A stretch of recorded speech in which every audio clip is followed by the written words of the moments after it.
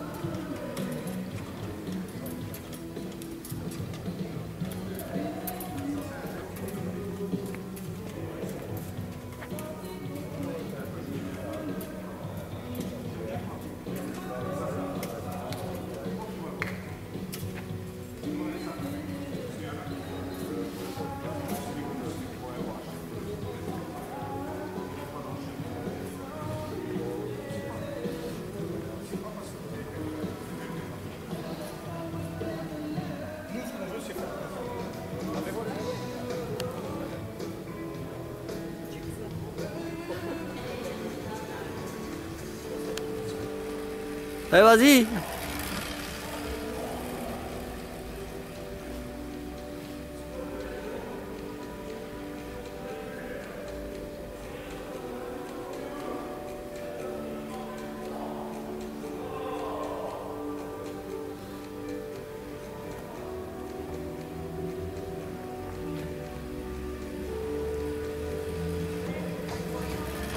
Quand t'appelais les pompiers avant, c'était pas mal hein, quand même.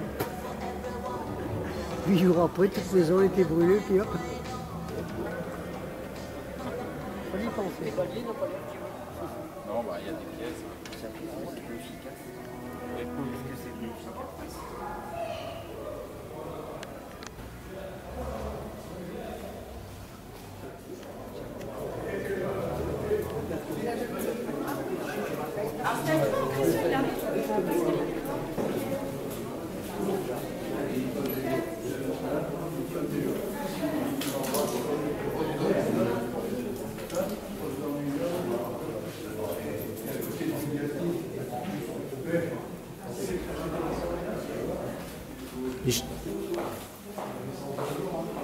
J'aime bien ces caricatures en question. C'est bien fait, hein?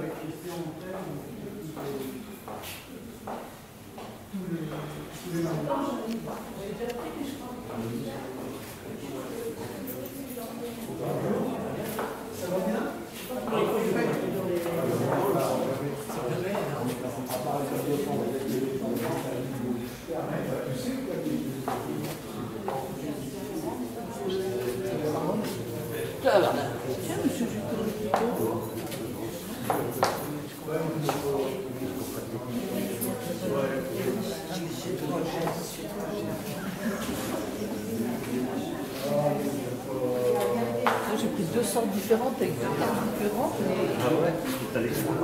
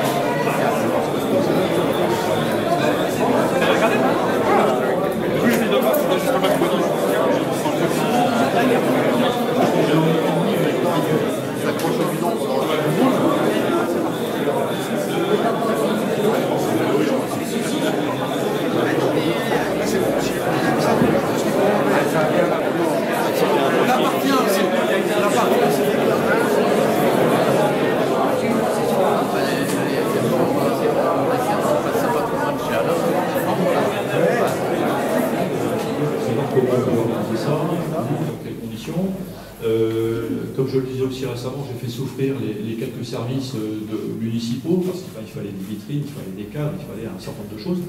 Et donc je remercie Cédric, Alexandra, Marie entre autres, que j'ai bien ennuyé pendant quelques semaines, mais j'étais un petit peu inquiet parce que pour présenter une expo digne de Roubaix et de l'arrivée du Tour de France, il y avait un certain nombre de choses à faire. Donc c'est comme ça que ça s'est fait, et puis moi j'étais très heureux de pouvoir présenter, parce que quand on collectionne, c'est bien de garder ça à la maison, même si ça déborde parfois, donc je regarde encore Laurence, ça déborde un petit peu, mais c'est vrai aussi qu'une collection, ça doit aussi être visible et puis être partagé. Un collectionneur, c'est pas simplement quelqu'un qui collectionne pour lui, égoïstement, mais c'est aussi des choses qu'on peut faire profiter. Et ça rappelle aussi l'histoire. Je ne vais pas commencer à reparler d'histoire maintenant, mais ça rappelle l'histoire pour les jeunes, pour les moins jeunes, pour les un peu plus anciens. On voit, tiens, il y a un maillot d'un tel, où j'ai couru avec, et puis, ou alors c'est vraiment des souvenirs qui remontent. Donc ça, c'est toujours, je pense, très émouvant et très intéressant. Alors ici, moi, c'est le monde du vélo. Donc il y a l'amicale des anciens avec Michel Vollet, il y a des anciens représentants, Bernard Juteau, ancien président du comité, je ne vais pas faire le tour parce qu'on se connaît tous. Il y a mon ami Hubert Loubet, collègue, vice-président du comité régional, merci Hubert qui vient d'Amiens. Mais j'ai aussi des amis qui viennent de Paris, j'en ai qui viennent de Bruxelles. Est-ce qu'il y a eu une étape Roubaix-Amiens ou Amiens-Roubaix? Je ne sais pas. Hubert, à toi la parole. Ouais. Voilà. Et à quelle heure? Non, c'est pas là. Merci Hubert.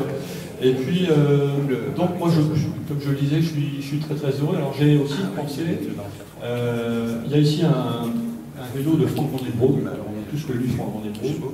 J'ai une petite pensée pour lui.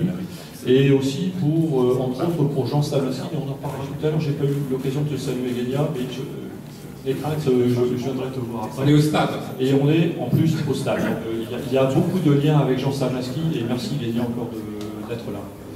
Voilà, donc moi je ne vais pas être beaucoup plus long, vous aurez le temps d'admirer cette expo qui, comme je le précisais aussi, ce ne sont pas seulement des maillots dans des cadres ou des photos, c'est aussi une histoire de vélo. Le vélo, c'est une histoire d'amitié, on le voit aujourd'hui. On mettra à l'honneur les quelques champions qui sont là. Il y a Laurent, il y a Henri Duès, Weber Mikiewicz, Jacques Stamassi, Madame Scodler, le fils de Pierre Evrard, Henri Duès évidemment, Paul Vermeulen dans le fond. Donc on les reverra tous, et c'est une histoire d'amitié. Et ces maillots représentent aussi quelque part l'amitié, la convivialité qu'on a dans le cyclisme. Bon, je ne vais pas être plus long, Guillaume, donc merci pour cette invitation, et puis je suis très heureux. Merci à toi de nous faire bénéficier de cette magnifique collection. Moi je savais depuis longtemps que Pascal pouvait faire un musée du Paris-Roubaix à lui tout seul, mais c'est vrai que quand, pour fêter le retour du Tour à Roubaix, puisqu'il n'y avait pas eu de ville étape à Roubaix depuis 22 ans, et d'arriver à Roubaix depuis 33 ans, c'est vrai que j'ai dit à Pascal, il faut qu'on fasse quelque chose, et ce qu'on a réussi là à faire grâce à ta collection, grâce aussi au magnifique dessin de Christian, c'est vraiment une exposition qui fait référence, qui nous donne beaucoup de bonheur, parce que c'est vrai qu'on a tous des souvenirs, et c'est vrai qu'en regardant, hier j'ai fait un clin d'œil sur Twitter à Cédric Passeur en lui disant tiens, il y a ton maillot jaune, le maillot jaune de Bernard Hinault, Bobet, enfin une collection incroyable, Eddy Merckx, on est tous plongés dans des grands souvenirs, parce que le Tour de France c'est cette épreuve unique avec une particularité de chaque mois de juillet de peupler nos étés de ces souvenirs, et c'est vrai que c'est la machine à remonter le temps avec des pièces juste extraordinaires, passer du temps à regarder, donc ça c'est le premier point, merci Pascal, et c'est vrai que c'est l'occasion aussi de rassembler le monde du cyclisme, de revoir des gens qui nous ont fait rêver, et puis de se rappeler aussi, parce que comme tu le dis, c'est plus que du sport, c'est une partie de notre mémoire collective qui est rassemblée ici. Donc merci à vous d'avoir répondu à l'appel, et puis c'est vrai qu'on en profite pour mettre en avant des champions locaux qui nous ont fait rêver. Il y a une vraie dimension à Roubaix ici historique. Moi je suis bluffé par les gens qui viennent du monde entier pour voir ce bout de légende, et c'est vrai que j'ai l'habitude de dire, si vous êtes fan de tennis, vous avez peu de chance d'avoir le droit de jouer sur le central de Wimbledon ou de Roland Garros, tandis que les gens passionnés de cyclisme peuvent courir et parcourir les derniers kilomètres de pavé, et puis finir sur le vélodrome. C'est vrai qu'on y rajoute depuis quelques années le vélodrome couvert. J'en profite pour remercier l'équipe du STAB. J'ai l'honneur de présider et qu'on fait vivre de plus en plus. C'est pour ça qu'on n'oubliera pas tout à l'heure faire un grand hommage à Jean Stablinski qui a donné son nom à ce magnifique équipement et qui fait partie des légendes régionales. Moi j'ai eu le plaisir, j'ai retrouvé quelques anciens collègues de la caravane publicitaire, j'ai eu le plaisir de vivre ça dans 92, 93 et 94 et Jean était encore dans la caravane, donc pour nous c'est un grand souvenir aussi.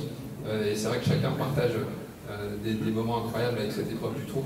Et j'ai envie, je te l'ai dit, qu'on marque ce retour et puis qu'on retrouve une place dans la carte du Tour comme on l'a été. Mais ça, c'est ton domaine, parce que c'est vrai que tu nous as... Redis-nous un peu Roubaix et le Tour depuis.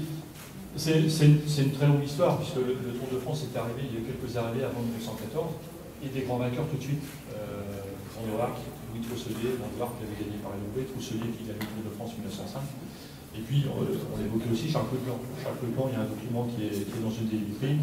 Charles Leclerc, ça a été l'un des grands champions de la période, ce qu'on dit héroïque. Donc, il avait non seulement gagné 2 fois Paris-Roubaix, c'est le seul Roubaixien à avoir gagné Paris-Roubaix, il a été champion de France en 14. Henri Desgranges disait de lui que ça allait peut-être être un futur vainqueur du Tour de France. Il a terminé une fois 4e, une fois 6e. Il n'a pas gagné le Tour de France, mais c'est vraiment le premier champion qui a été issu de ce qu'on appelait à l'époque l'école de coureurs. Donc il y avait un vélodrome roubaisien, qui n'était pas celui-ci, mais celui qui était à l'extrémité du parc d'Ardieu, qui avait été construit par Vienne et Pérez en 1895. Vienne et Pérez qui ont été ensuite les créateurs de Paris-Roubaix, et il y avait des épreuves de renommée mondiale. D'ailleurs, il y a une affiche, vous le verrez peut-être, les champions de la Catène, où on voit, donc il y a Gaston Rivière, Constant Huret et Auguste Stéphane, et on voit en dessous Stéphane 1898, vous pouvez voir 48 heures à Roubaix. Donc c'était une épreuve qui s'était déroulée sur 48 heures à Roubaix en 1898, et c'est l'une des courses qui s'est passée sur le vélodrome roubaixien de l'autre côté, où il y a eu aussi un championnat d'Europe de mi-fond, il y a eu plusieurs championnats de France de mi-fond, il y avait le fameux Grand Prix de Paris vitesse, le Grand Prix de Roubaix de vitesse, et ça a été l'un des vélodromes les plus cotés, même encore mieux que la Cipale de Vincennes à Paris, et ensuite le Parc des Pins, c'est Buffalo. Donc Roubaix était vraiment déjà la capitale du vélo, comme elle le redevient aujourd'hui. Donc il y a toute une histoire. Après, il y a eu, au-delà de Clutlan, il y a eu un champion qui aujourd'hui, dont le nom est tombé complètement dans l'oubli, qui s'appelle Victor Caudron. Alors Victor Caudron, les plus anciens roubaisiens doivent le connaître, parce qu'il avait une maroquinerie rue de la Demande. Personne ne savait qu'il se rappelait qu'il avait fait le Tour de France, mais en fait il a terminé 40e du Tour de France 1939. Et ensuite la guerre est arrivée, sa carrière a été brisée, mais c'était l'un des grands champions. Et puis après, dès les années 50, Alain Bondu est arrivé après, dès les années 50, il y a eu dans le Nord un certain nombre de champions, dont certains qu'on va honorer tout à l'heure. Et puis à Roubaix particulièrement, il y a eu d'abord Alain, je le rappelais, tout le monde le sait, mais je veux le rappeler, médaille olympique à Moscou en 80, finaliste avec le Big 2 fois champion du monde de poursuite, 81-82. Je me rappelle, tout le monde se rappelle du Milan Sanremo, la cabine téléphonique. J'arrête là. Qui porte mon nom. La cabine porte mon nom maintenant. Et là, il est marqué cabine Alain Bondu, c'est vrai. Et puis ce fameux Paris-Roubaix 84, où Alain, avec Grégoire Brode, avait mené sur une centaine de kilomètres une échappée d'enfer pour terminer, se faire rejoindre pas très loin de l'arrivée, puisqu'il y avait eu vraiment toute une journée, je me rappelle, et c'était ton anniversaire, tu avais 25 ans ce jour-là. Et puis c'était passé à la télé, et Alain Bondu avait complètement crevé l'écran, il était déjà champion du monde, mais ce jour-là, on a entendu parler d'Alain Bondu, tu as fait la une de France Soir, je me rappelle, du Parisien, l'équipe, on a vu, même dans les journaux, Miroir du cyclisme, enfin bref, bon, j'arrête là. Donc, le 3e de Paris-Roubaix, c'est Kenny qui avait gagné au sprint devant Rudy Rogiers, un Flamand. Et toi, tu arrives juste derrière pour monter sur le podium. Donc, ça, tout le monde s'en souvient. Et puis, toi, mieux que les autres, mais... non, ça c'est partagé. Je m'en souviens aussi. Et j'aurais aussi une pensée, évidemment, pour Arnaud Tournant. Arnaud, champion olympique, 13 ou 14, 15 fois champion du monde, 15 fois, je crois, y compris chez les juniors, qui reste un petit moment ici au stade, champion incomparable. Il y a un maillot, d'ailleurs, il y a un maillot aussi d'Alain plus championnat du monde 82. Et Arnaud Tournant, champion incomparable sur la piste, record même du monde du kilomètre, qui aujourd'hui s'est fixé dans le sud. Et puis, voilà, donc et le tour, donc ça sera la prochaine étape ici. Le 15 juillet, dimanche 15 juillet, finale de la Coupe du Monde dans la foulée. Donc accessoirement. C'est pas la même heure. Non, tout est bien calé pour que aucun événement ne fasse de l'ombre à l'autre, mais c'est vrai qu'on va enchaîner sur quelque chose d'incroyable. Et puis c'est vrai que tu évoquais nos échanges le jour de l'annonce du parcours. Et c'est vrai qu'on a parlé de deux choses dans le monde entier, l'Alpe d'Huez et Roubaix. C'est d'habitude, hein, c'est d'abord Roubaix, puis accessoirement le football le soir. Excusez-moi pour les footballeurs. On passe à l'arbitre de... Oui, alors là par contre j'ai pris mon papier. Alors on a, donc je tiens à remercier en mon nom, parce que je suis assez lié avec les champions qui m'ont présenté, mais aussi pour la ville de Roubaix, de leur présence, de rehausser donc, cette manifestation de leur présence. Cette expo leur est aussi dédiée. Et donc, monsieur le maire, donc, avait souhaité, et naturellement, moi j'étais plus que d'accord, de pouvoir honorer les quelques champions qui sont là. Alors, je vais appeler d'abord Philippe Delaurier. Alors, Philippe. Merci, Philippe. Alors Philippe, le nom de Delaurier est très connu dans le monde du vélo. Hein. D'abord, bien sûr par toi, mais aussi par ton père. Tout le monde se rappelle de Bernard Delaurier. Bernard, c'était un champion amateur incomparable, qui aurait d'ailleurs pu passer largement professionnel. Il était indépendant, il aurait largement pu passer professionnel. Et dans les années 70-80, et même un tout petit peu avant, il bagarrait régulièrement avec René Bleuz, avec Christian Pacha, entre autres. Et Philippe a participé, et avec les Vasseurs évidemment, la fameuse équipe WIC. Donc Philippe a participé au Tour de France 1986. Merci d'être présent. J'ai le plaisir de vous remettre le premier trophée. Petite anecdote, vous le tour, qu'est-ce qui vous a marqué? Moi, malheureusement, j'ai dû abandonner la troisième étape car j'étais malade. C'est une grosse souffrance. Parfait, on peut vous applaudir pour toute cette belle carrière.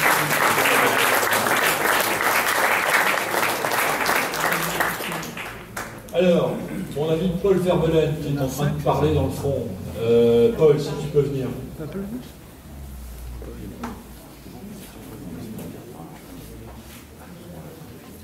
Merci de ta présence. Alors, on s'est appelé cette semaine.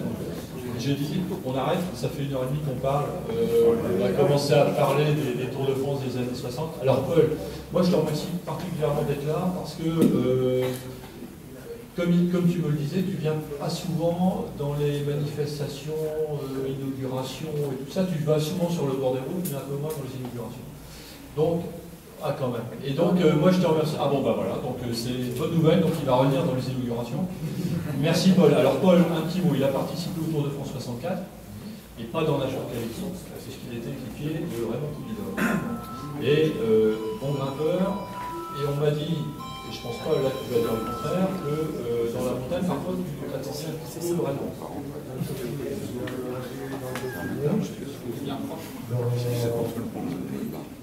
Vraiment, il était deuxième. Laurent Pilon. Là aujourd'hui, là aussi c'est presque un ami content.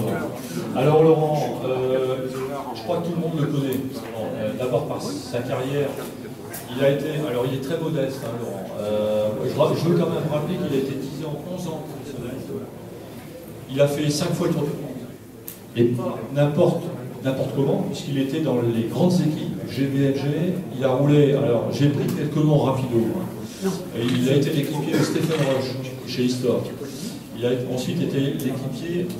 Alors, j'ai une petite pensée pour Franco Ballerini, qui a gagné 2 fois Paris-Roubaix, auquel j'étais très lié, et qui est décédé. Donc, Franco tu étais l'équipier de Franco. De Mario Cipollini, tout le monde s'en rappelle. De Johan Lucéou. Et j'ai mis 3 petits points parce que, en fait, la liste est énorme. Bon. Donc, merci. Et je rappelle aussi que tu as gagné une étape du Tour de France. C'était le contre-la-montre par équipe en 93 avec l'équipe GBLG. Et aujourd'hui, il est toujours dans le vélo. C'est un grand serviteur du vélo dans le sens très noble du mot, puisqu'il s'occupe de ESEG Douai. Et il est toujours sur les routes à faire profiter de son expérience des jeunes et des jeunes coordonnistes. Merci Laurent. Merci à toi.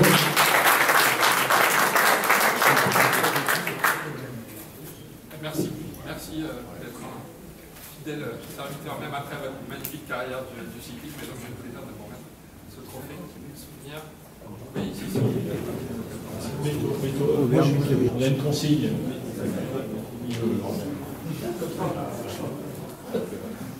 Alors, qui me connaît Robert Micheli? Je ne sais pas, tout le monde te connaît, je crois. Merci à tout à l'heure. Alors, ce monsieur, Il ne fera pas partie de la collection Pascal Sergenti pour vous.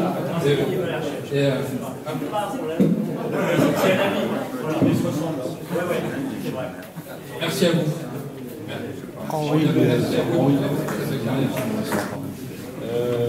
Henri, alors le passe-partout, c'est le titre du livre de Gérard Narc, qui est sorti un best-seller, hein, Henri, un best-seller, tu signais partout, tu signais partout, dans tous les temps, par tous les temps et dans toutes les conditions. Alors Henri, bah, lui, on le connaît puisqu'il fait aussi partie des membres des anciens avec Michel Gachon et beaucoup d'autres. On a le plaisir de se retrouver. On roule ensemble de temps en temps. Ouais. Mais je peux vous dire, je ne vais pas donner ton âge, mais je peux vous dire que quand on est dans sa roue. Tu donnes pas mon âge, tu fais comme Daniel Mangeat, mais tu dis que je suis dans 37. Que en 37. On n'est que en 37. Et Henri, quand on est dans sa roue, je peux vous dire que malgré 1937, c'est un petit peu compliqué d'être dans sa roue, n'est-ce pas Michel? Donc il roule encore, il a sa ligne du Tour de France quasiment. Alors Henri, en 2 mots, l'un des rois des amateurs à la fin des années 50, sélectionné olympique en 60 à Rome. Et ensuite il passe professionnel, il fait le Tour de France à plusieurs reprises. Alors il termine 2 fois dans les 20 premiers du Tour de France. Tu gagnes le Tour de Catalogne aussi en 61. Il termine sa carrière, donc il a roulé avec la grande équipe des Peugeot, puisqu'il a toujours été chez Peugeot. Il y avait Simpson, il y avait Pinjon, il y avait Dams, il y avait Van Ditsen, et même un pote.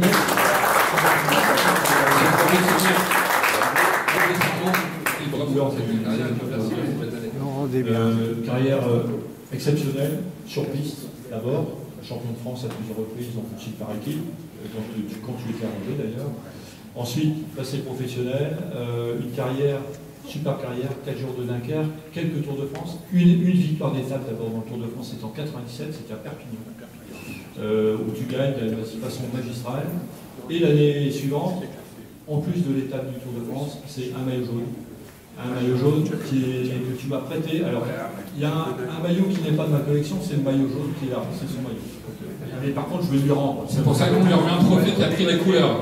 Publiquement, je dis, je vais lui rendre. Voilà. C'est un trophée exceptionnel pour fêter les 20 ans de ce maillot jaune, et c'est vrai qu'on se l'est dit il y a quelques mois, et on est vraiment content de le remettre. Tu fais partie de la grande famille ici, tu es au staff chez toi, et donc on est vraiment très content de te remettre ce trophée pour fêter ce bel anniversaire. Merci Laurent, bravo. Allez, on va dire 7 ans. On a quasiment débuté, il y a un an de moins que moi, et on a quasiment débuté ensemble au Vélo Club de Roubaix. C'était ici sur la piste avec Daniel Verbraquel, Daniel qui est là, je crois, je l'ai vu tout à l'heure. On a débuté au Vélo Club de Roubaix à l'école de cyclisme. Donc on parlait de l'école de coureurs tout à l'heure, au début 1900, et là, il y a ici une école de cyclisme qui a sorti pas mal de champions. Toi, mais je pense aussi à Vincent Torret, par exemple, on l'avait vu ici, qui a gagné Paris-Roubaix amateur, champion de France aussi par équipe. Et on a fait quelques courses devant. Alors je rappelais aussi récemment qu'on se voyait au départ, mais ça ne durait pas très longtemps. Et en fait, après on ne le voyait plus, sauf quand il nous voulait. C'était comme ça que ça se passait. Puis après, on buvait un coup un Coca Light à l'époque. On buvait un coup à l'arrivée. Alain a une carrière extraordinaire. On l'a vécu avec Albert. On l'a vécu entre autres avec Albert. On l'a vécu chez les cadets. On l'a subi plutôt, je veux dire. On l'a subi chez les cadets, chez les juniors, après chez les amateurs. Il survolait les amateurs sur route et sur piste. Je parlais des Jeux Olympiques, puisque au-delà de ça, tu avais été médaillé d'argent au championnat du monde de poursuite, médaillé de bronze l'année précédente, et tu avais fait 4e en 78 à Munich, et je me rappelle 3 Allemandes. Et à l'époque, les Allemandes, ça rigolait pas. Ça rigole toujours pas d'ailleurs. Et c'est vrai que c'est un. Moi, je suis très, très heureux de ta présence. Tu sais qu'on est très liés. Et puis, merci encore d'être là. tu représentes pour beaucoup, parce que je vois, y compris sur Facebook, bon lui, voilà, tu représentes un véritable nom aujourd'hui dans le vélo. Et puis, c'est très sympa d'être là et d'avoir une amitié partagée. Et il roule encore beaucoup parce qu'il m'a dit, à 11h, ça m'arrange, je veux dire. Oui, on a dû négocier. Hein. Ni une ration à 11h, il fera sur mon vélo, moi je serai mieux sur mon vélo. Allez, fais une petite acte. Tu vois, cet après-midi, y compris ce soir, et demain matin, je sais qu'il fait un brevet à vélo. Et par contre, il a aussi sa ligne de cadet junior. Merci Alain. Bravo Alain.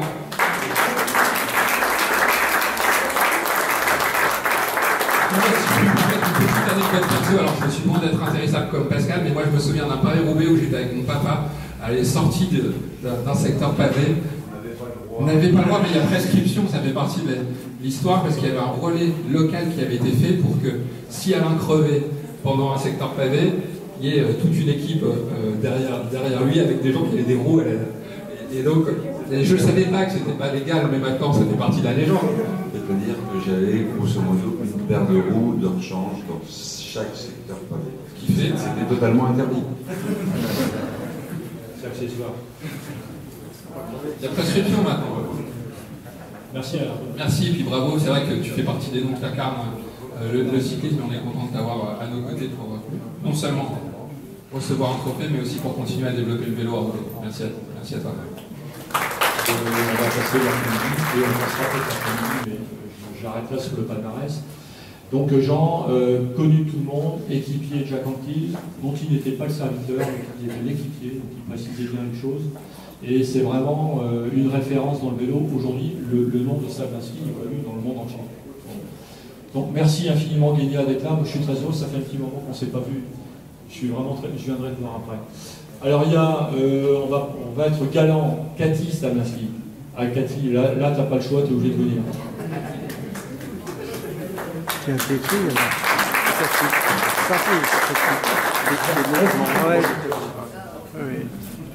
Je t'avais filmé tout à l'heure, mais je et puis il y a Jacques Sablinski. Il n'est pas parti. Jacques. Bon, Jacques, allez, je t'embrasse. C'est fini après. Alors Jacques, ancien coureur. Je me rappelle, Daniel, je ne sais pas s'il est encore là, on avait fait une course. On a fait une course ensemble en 75 à Warshot, à côté de Haute-Turbian. J'étais arrivé en retard parce que, et nous aussi, on était à quelques coureurs du Vélo Club de Roubaix, on était arrivé en retard, enfin, quand il nous était arrivé quelques fois, on avait déjà pris le départ en retard. Et puis, une course où il y avait tous les sélectionnés belges pour le championnat du monde. Il devait se dérouler, donc c'était en amateur. Il devait se dérouler un tout petit peu après. Et en fait, tu as gagné la course. Donc tu avais battu les meilleurs belges. Et je crois de mémoire que c'était une quinzaine de jours avant le championnat des Flandres et un mois avant le championnat de France. Donc toi, tu avais 19 ans, c'était ta première année, ou 18, encore 18, donc il est surclassé. Tu gagnes à Warshot, bon ça c'est bien. Tu deviens champion des Flandres 15 jours plus tard, et au championnat de France, tu gagnes le championnat de France amateur. Et là, tout le monde s'est dit, tout il sort. Alors tu avais déjà un gros palmarès. D'abord, tu avais le nom Sablinski. Donc en fait, c'est finalement pas un avantage quand tu fais du vélo. Et je te donnerai la parole après. Et puis, parce qu'il y avait la pancarte. Hein. On sait ce que c'est que la pancarte dans les pelotons. Sablinski, bon, je vais essayer de battre Sablinski parce que c'est le fils d'eux. Et malgré ça, donc, tu avais été champion de France, tu as été professionnel brièvement. Et puis, tu as perpétué le nom de Sablinski. Et là, tu continues à rouler puisqu'on roule de temps en temps ensemble. Donc moi je suis très heureux que tu sois là, de par les souvenirs, parce que là ça nous rajeunit aussi de 7-8 ans aussi. Hein. Donc c'est vraiment une très belle époque du vélo. Et donc on tenait à rendre absolument hommage à Jean. Merci Lélia d'être là. Et puis en souvenir de sa carrière. Donc il y a un petit présent qui vous est... Ouais, en plus du trophée Jean Sablinski, comme on sait que vous êtes une famille, on s'est dit on va faire un cadeau qui va pouvoir être distribué à quasiment quelques membres de la famille, puisqu'on a fait faire spécialement, c'est une idée de Mathieu Stienard qui travaille avec moi et qui est le directeur du stade, des petits cyclistes avec les 10 maillots qu'a porté Jean Sablinski. Donc une série évidemment spéciale qui a été faite pour l'occasion. On parlait de mémoire collective, de souvenirs, Pascal. On a tous des souvenirs des pelotons qu'on a fait avec ces petits cyclistes de plomb. Aujourd'hui, j'ai le plaisir de vous remettre ces souvenirs-là qui retracent la carrière avec les 10 maillots portés par Jean Starbleski. Alors évidemment, il y a les plus grands maillots de champion du monde qu'on voit, de champion de France, mais aussi des maillots moins connus du début de sa carrière. Donc j'ai le plaisir, en plus de ce magnifique trophée, de vous remettre ça, enfin toutes les photos c'est fait par quelqu'un qui s'appelle Arnaud Nambrin, qui est roubaisien. Bah oui. C'est bien. Et qu'on remercie d'avoir fait ça pour vous. C'est vrai que vous êtes ici chez vous et on voulait marquer l'occasion. Merci à vous et puis bravo. Et celui-là, c'est le record.